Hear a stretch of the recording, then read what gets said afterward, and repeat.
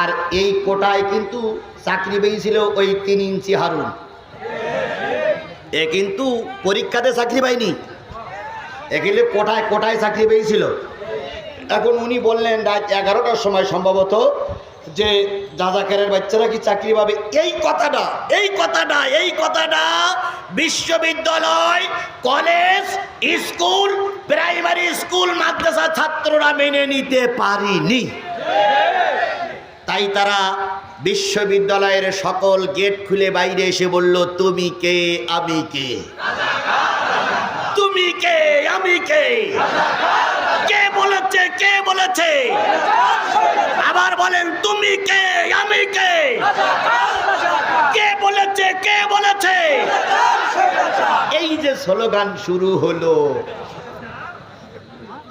পেতনির বাচ্চা পেতনি ডাইনি বুড়ি এবার আরো উগ্র হতে শুরু করলো। কথা বলেন ঠিক না ঠিক? আমরা 2টা গুলি খেয়ে কেউ বা লাশ পড়েছে, কেউ বা পালাইছি, বিএনপি পালাইছে, জামাত ইসলাম পালাইছে, শিবিরওয়ালারা ময়দানে থেকেছে, তারপরে অনেক সময় ময়দান ছেড়ে দিতে বাধ্য হয়েছে। কত মামলা খাওয়া যায়। বিএনপির ছাত্র দলের লিডারেরা নেতারা ময়দানে ছিল, গুলির মুখে অনেক সময় পিস্টান মারতে বাধ্য হয়েছে। কিন্তু এই যে যুবক কিশোর ছোট ছোট বাচ্চারা মা বোনেরা রাস্তায় নামলো, যত লাশ পড়েছে ততই তাদের আন্দোলনের বেগ জেগেছে। লাশকে আর একজনের কাঁধে তুলে দিয়ে সে সামনে অগ্রসর হয়েছে, বুঝাইতে চেয়েছে লাশ পড়বে পড়ুক, তবু ডাইনি বুড়ি তোমার আর ক্ষমা না। কোথার থেকে নাজিল হলো আবু সাইদ? আচ্ছা বলুন তো, আবু সাইদ মরার আগে কয়টা লোক চিনতেন? আবু সাইদ মরার আগে কয়টা লোক চিনতেন? কেউ চিনতাম না। আবু সাইদের মা বাপকে আল্লাহ পাক রহমত করুক, আবু সাইদকে আল্লাহ পাক জান্নাতের মেহমান বানিয়ে দেখ। আবু সাইদ 2 হাত উঁচু করে বলল, করো গুলি, তবু ময়দান ছেড়ে দেব না। ও বন্ধুরা, আবু সাইদের গুলি লাগলো।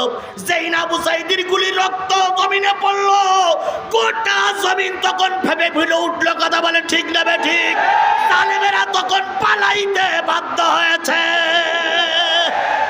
এবার আল্লামা সাইদির সেই কথাটা মনে পড়ে গেল, এমন একটা সময় আসবে জালেমেরা জুলুম বন্ধ করো, আলেম ওলামাদের পরে অত্যাচার বন্ধ করো, নতুবা এমন একটা সময় আসবে পালানোর জন্য ইঁদুরের গর্ত খুঁজে পাবা না।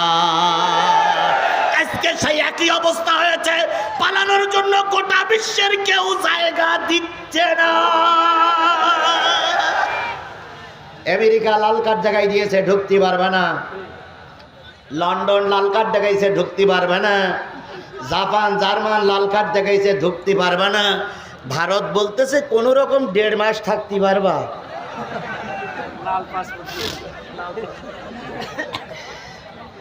কোথায় গেল সেই অহংকার? আমরা পালাই না, কোথায় গেল সেই অহংকার? আমরা আমাদের নিজেদের নেতার রক্ত মাখা লাশ কবরে রেখেছি। আল্লামা সাইদির জানাজায় আমি সবার আগে থেকে জানাজা পড়েছি, কান্নায় 2 চোখের পানিতে বুক ভাসিয়েছি, তবু আমরা ময়দান ছেড়ে দেইনি। আর তোমরা এত ক্ষমতার বাহাদুরিতা পালাই গিলে কেন ম্যাডাম? আমি অনেক অজে বলেছি, এমন সময় আসবে পায়জামার গিরে দড়ি দেবার সময় বাবা না। আমার সে ওয়াজটা মনে হয় রেকর্ড এখন আপনাদের কাছে বাজে। সে সময়টা আসেনি। কি কায়দায় বলল, আমার 2 ঘন্টা সময় দেন।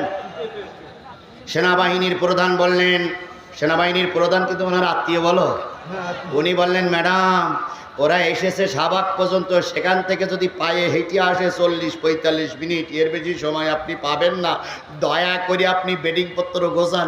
উনি তখন বললেন যাওয়ার আগে অন্তত একটু কথা রেকর্ড করে যাই। সেনাবাহিনীর প্রধান বললেন তাও হবে না। উনি বললেন তাহলে আমি কাপড় চোপড়গুলো নেই। কয় আপনার যে রং ঢং, এখানে কাজল, ওখানে তিল, এখানে টুপ, ওখানে টিপ, এই করতে করতে 40 মিনিট চলে যাবে। তারা গোড়া দেই ধরি বলবে আপনার ওঠেন ওঠেন ওঠেন।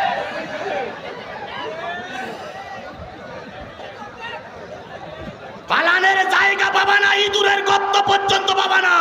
আল্লামা সাইদির সেই কথাটা 1450 বছর আগে নয়, হয়তো কিছু বছর আগে আল্লামা সাইদি বলে গেছিলেন, সেই কথাটা এখন হাড়ে হাড়ে কাজে লেগেছে।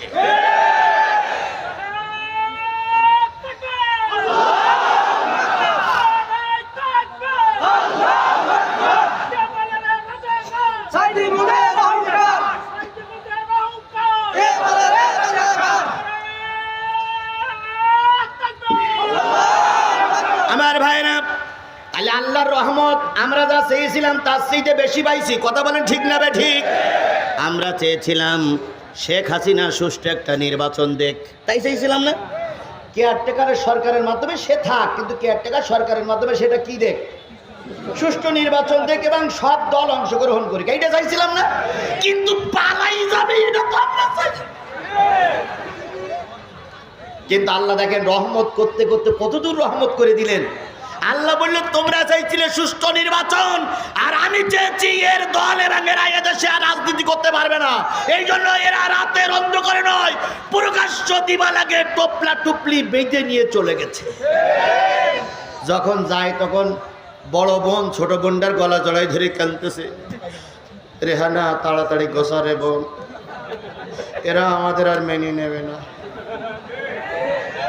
শেখ রেহানা বলল, আপা তোরে না অনেক আগে সাবধান করেছিলাম, কয় ফতোয়া ফারাজ পরে দিস, আগে বিমানে ওঠ।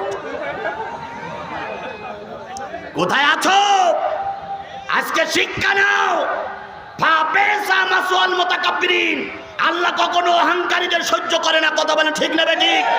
আল্লাহ নিজেই বলেছে অহংকার আমার গায়ের চাদর, যে আমার চাদর ধরে টানাটানি করবে আজ হোক কাল হোক পৃথিবীতে তাকে লাঞ্ছিত হতেই হবে, হতেই হবে, হতেই হবে। প্রায় ওই তথ্যমন্ত্রী কি নাম না, এখন পররাষ্ট্রমন্ত্রী, না না পররাষ্ট্রমন্ত্রী এখন হাসান মাহমুদ। হাসান মাহমুদ আর এই হাসানুল হক, এই দুই বেয়াদব মঞ্চে উঠলেই জামাত ইসলাম আর বিএনপির না ধুইয়ে ওর পেটের ভাত হজম হতো না। কথা বলে ঠিক না বে ঠিক?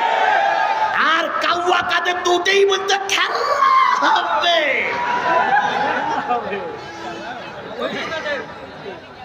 আজকে আমরা তোমাদেরকে বলতে চাই, তোমাদের শিক্ষা এর থেকেও যদি না হয় তাহলে এরপরে জনগণ জুতা পিটা করে আর এক দফা শিক্ষা দেবে। এই জন্য বন্ধুগণ বলতে চাচ্ছিলাম, আল্লাহ বলতেছে তোমরা যদি আল্লাহর ভয় করো, রসুলের তরিকা মেনে চলো, আল্লাহর কাছে সাহায্য চাও, তোমরা যা চেয়েছো তার চাইতে টিপলাইনে ডবল পাবা, বেশি পাবা। আল্লাহর শুকরিয়া, তাই আমরা পেয়েছি। কথা বলেন ঠিক না বে ঠিক? আমরা চাইনি এত তাড়াতাড়ি ডাইনি বুড়ির বিদায় হবে, কিন্তু আল্লাহ পাক আমাদের বিদায় দিয়ে রহমত করে দিয়েছে। পরবর্তী কথায় চলে জানি, উত্তিকুম ওয়াইয়াজআল লাকুম নূরান তামশুনা বিহি। আল্লাহ রাব্বুল আলামিন এমন নূর তোমাদের দেবেন যে তোমাদের সঠিক পথ পরিচালিত করবে। বলুন তো, আল্লাহ রসুলের আরেকটা নাম হচ্ছে নূর। রসুলের একটা নাম কি? কোন জায়গায় আছে? কদ জাআকুম মিনাল্লাহি নূরুন ওয়া কিতাবুম মুবিন।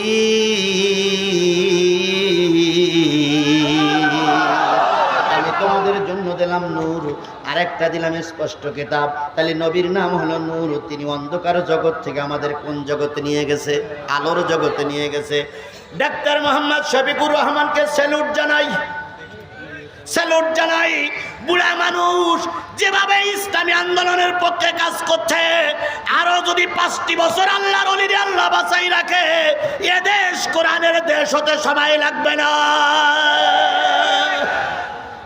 বুড়া মানুষ সবাই রাগে, তেরান দিতে গেছে সবাই রাগে, এটা জানা যায় সবাই রাগে, বক্তৃতা মঞ্চে সবাই রাগে, সব জায়গায় এই লোকটা জাতির জন্য নূর হয়ে দাঁড়িয়ে গেছে। কথা বলেন ঠিক না বে ঠিক? এখন কেউ কেউ বলতেছে উনি হলেন আমিরুল মুমিনিন, কেউ বলতেছে উনি এখন মুসলমানদের কি আমিরুল মুমিনিন, কেউ কেউ বলতেছে আল্লাহ পাক ওনারে খলিফা করেই পাঠাইছে। এগুলো কিছু কিছু কথা অতিরিক্ত হচ্ছে, এটা আবেগের কথা।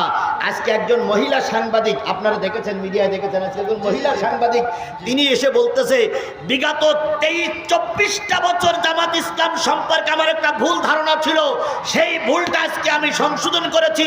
জামাত ইসলাম সম্পর্কে যা বলা হতো আদতে ওরা তা নয়। আমরা রক কাটা পার্টি নই, আমার যুবকেরা রক কাটে না, বরং আমার যুবকেরা 5 ওয়াক্ত সালাত জামাতে আদায় করে। তোমার যুবকেরা নারী নিয়ে পড়ে থাকে, আর ইসলামী ছাত্র শিবিরের যুবকেরা কোরআন হাদিস নিয়ে পড়ে থাকে। তোমার যুবকেরা নারীর জন্য ভাঙা বেড়া খোঁজে, আর আমার যুবকেরা শেষ রাত্রি উঠে উজু করে তাহাজ্জুদের নামাজের জন্য বিছানা খোঁজে। এটা আমার যুবকেরা, তোমাদের সন্তানেরা করতে পারে না। কথা বলেন ঠিক না ঠিক?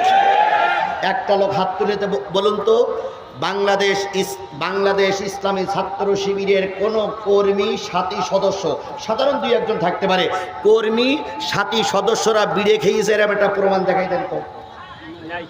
একটা লোক হাত তোলেন, যদি বাবার বেটা হন আর যদি বৈধ রক্ত আপনার জন্ম হয়ে থাকে, আপনি একটা লোক হাত তুলে বলেন যে বাংলাদেশ ইসলামী ছাত্র শিবিরের একজন সাথী বা সদস্য সে বিড়িয়ে টানে, দেখান। কিন্তু আমি চ্যালেঞ্জ করে বলতে পারি, আমার ছেলেরা বিড়িয়ে টানে না, গাঁজা খায় না, কিন্তু অন্যান্য যত ছাত্র সংগঠন আছে, নাম বলে আমি কাউকে তো স্বরূপ করবো না, প্রতিটা ছাত্র সংগঠনের নেতা কর্মীরা বিড়িয়ে খায়, গাঁজা খায়, মেয়ে লোক নিয়ে পড়ে থাকে, অন্যায় কাজে জড়িত হয়। আমার ছেলেরা তা করে না, এটা আমরা চ্যালেঞ্জ করে বলতে পারি। কারণ আমরা মুরব্বীরা ওইভাবে আমাদের সন্তানদের লালন পালন করি না। আমাদের সন্তানদের উপদেশ দেওয়া থাকে, খবরদার বিয়াদবি করবা না। তারপরে ব্যতিক্রম 2-1 জন থাকে না, থাকে না? সব একরকম হয় না ভাই, হাতের 5টা আঙুল ব্যতিক্রম আছে না? সুতরাং ব্যতিক্রম কিছু থাকতে পারে, এর মানে এই নয় যে আমার ছেলেরা খারাপ হয়ে গেছে, আমার ছেলেরা ভালো। আপনি খেয়াল করবেন, যদি বাংলাদেশ ইসলামী ছাত্র শিবিরের ছেলেরা ময়দানে না থাকতো, এই ময়দান দখল করা বড় কষ্ট হয়ে যেত। বলুন তো, ছাত্র এবং জনতার ভিতরে কারা ছিল আমি বলবো না, আপনারা খুঁজে খুঁজে দেখেন, এরা ছিল সব ডান বলা খেরে মানুষ। সুতরাং আল্লাহ রাব্বুল আলামিন বললেন, তোমাদের চলার জন্য এমন একজন নূর দেব, এমন একজন বাতি দেব, যেই বাতি তোমাদের পথ দেখাবে, যেই বাতির অধীনে তোমরা সমাজ সংস্কার করবে। আল্লাহ রাব্বুল আলামিন বাংলাদেশ জামাত ইসলামী, এখন ডাক্তার মোহাম্মদ শফিকুর রহমানের জায়গায় যদি আল্লামা সাঈদী থাকতো,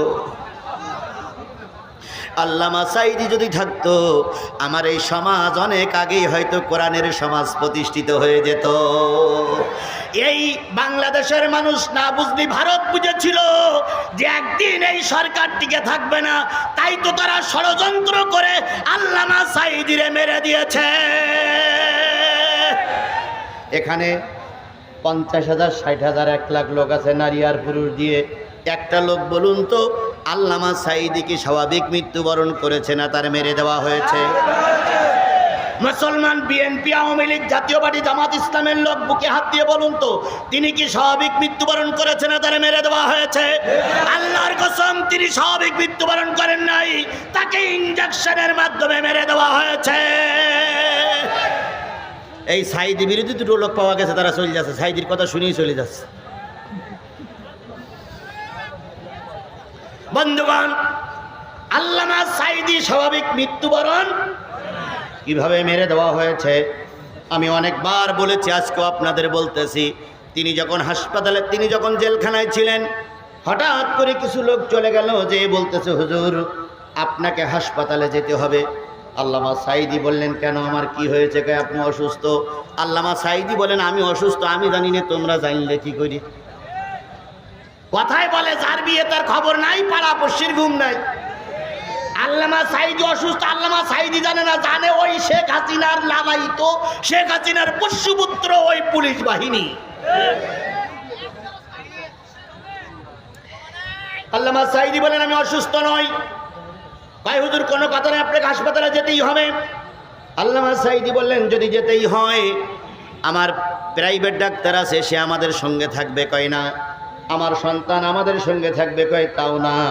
কাউকে তিনি জায়গা দিলেন না, হাসপাতালে নিয়ে যাওয়া হলো। বন্ধুগণ, ভালো করে খেয়াল করেন, তিনি যখন অ্যাম্বুলেন্স থেকে নামলেন, সেই তথাকথিত একরকম উঁচু টুপি, লাল দাড়ি, লাল গোবের ভিতর দিয়ে তিনি যখন মিসকে হাসিটা দিয়ে জাতিরে সালাম দিলেন, মনে হয়েছিল আল্লাহর জান্নাতে কোনো মানুষ গাড়ির থেকে নেমে সালাম দিচ্ছে। এখনো সেই ছবিটা অনেকেরই মোবাইলে ধারণ করা আছে। আল্লামা সাঈদীর ওই অবস্থা দেখে কি মনে হয়েছিল তিনি অসুস্থ? জোরে বলেন, মনে হয়েছিল তিনি অসুস্থ? না না, তিনি অসুস্থ ছিলেন না। তারপরে তাকে হাসপাতালে নিয়ে যাওয়া হলো। এরপরে তার চিকিৎসা চলছিল, ঘুমের ওষুধ খাওয়াই তাকে ঘুম পাড়ায় রাখা হলো। কিছুক্ষণ পরে 2-3জন ডাক্তার আসলেন। বাইরে একজন ডাক্তারের কাছে ছোট্ট একটা শিশি, আর তার কাছে ছিল একটা চ্যালেঞ্জ। ওই নিয়ে এসে আল্লামা সাঈদীর মাথার কাছে দাঁড়িয়ে সবাইকে বের করে দিল, আপনারা চলে যান। সবাই চলে গেল। একজন নার্স দরজার আড়ালে দেখে দাঁড়াই দাঁড়াই দেখতেছিলেন আল্লামা সাঈদীর সঙ্গে কি আচরণ করা হয়। ওই বোতলটার ভিতর থেকে ইঞ্জেকশনে ওষুধ দেওয়া হলো। আল্লামা সাঈদীর জামাটা উঁচু করে নাভিতে যখন ইঞ্জেকশন পুশ করা হয়, ওই নার্স বলেছেন আমি মাথা উঁচু করে দেখলাম আল্লামা সাঈদী একবার মাথা উঁচু করলেন, মাথা উঁচু করে আল্লাহু আকবার বলে একটা শব্দ করলেন। ওই শব্দের পরে আর কোনো শব্দ আল্লামা সাঈদী করতে পারেন নাই। তাতে করে বুঝলাম আল্লামা সাঈদী স্বাভাবিক হার্ট স্ট্রোকে মারা যায় নাই, তাকে অবশ্যই পুশ করে মেরে দেওয়া হয়েছে।